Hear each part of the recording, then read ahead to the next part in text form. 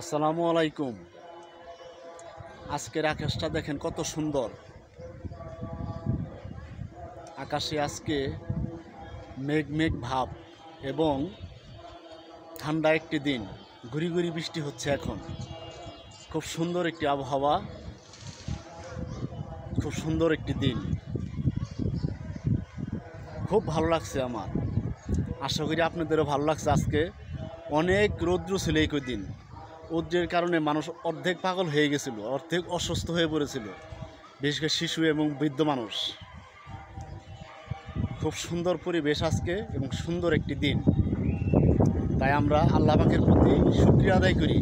আলহামদুলিল্লাহ, এই সুন্দর দিনটি পাওয়ার জন্য। সবাই ভালো থাকবেন এবং শুকরিয়া আদায় করবেন। আসসালামু আলাইকুম।